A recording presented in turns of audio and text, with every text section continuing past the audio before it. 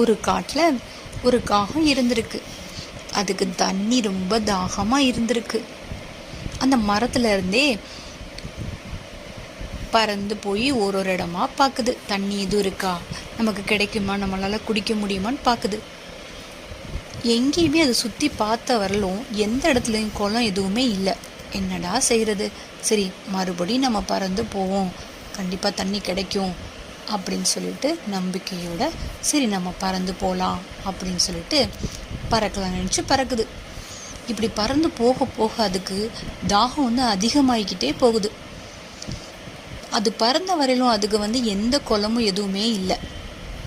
சரி இன்னும் கொஞ்சம் தூரம் பறந்து பார்ப்போம் அப்படின்னு சொல்லிட்டு விடாமுயற்சியோட பறந்து போய்கிட்டே இருக்கும்போது அது பறந்துட்டுருக்கும் போதே ஏதோ ஒரு இடத்துல ஏதோ ஒரு வீடு இருக்கிற மாதிரி தெரியுது.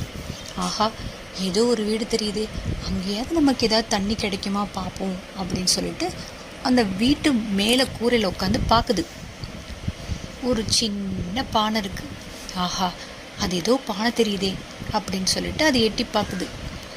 எட்டி பார்க்கும்போது கொஞ்சோன்னு தண்ணி இருக்குது. அது குனிஞ்சு சரி நம்ம குடிக்கலாமா அப்படின்னு ட்ரை பண்ணி பார்க்குது. பார்க்கும்போது அதுக்கு தண்ணி எட்டலை. சரி என்ன செய்யலாம், தண்ணி எட்டலையே, ரொம்ப கொஞ்சமாக இருக்கே அப்படின்னு சொல்லி அது யோசிக்குது. சரி பானைக்குள்ளே தண்ணி கொஞ்சமாக இருக்குது. ஒரு கல் போட்டால் தண்ணி மேலே வரும், 2-3 கல் போட போட தண்ணி மேலே வந்துடும். அப்போது மேலே வந்துருச்சுன்னா நாம் தண்ணி குடிக்கலாம் அப்படின்னு சொல்லி அதுக்கு ஒரு யோசனை வருது. சரி இப்போ கல் எங்கே நம்ம பார்க்கணுமே அப்படின்னு சொல்லிட்டு கல் இருக்கிற இடத்த பார்க்குது.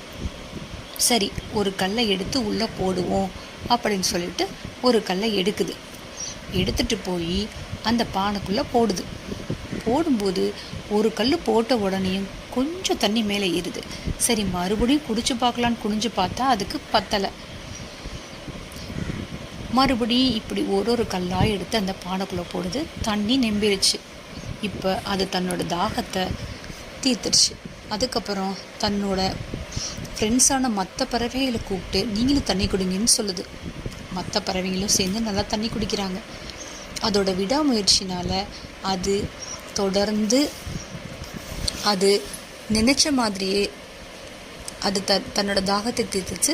மற்ற ஃப்ரெண்ட்ஸுக்கும் அது தண்ணி கொடுத்துச்சு.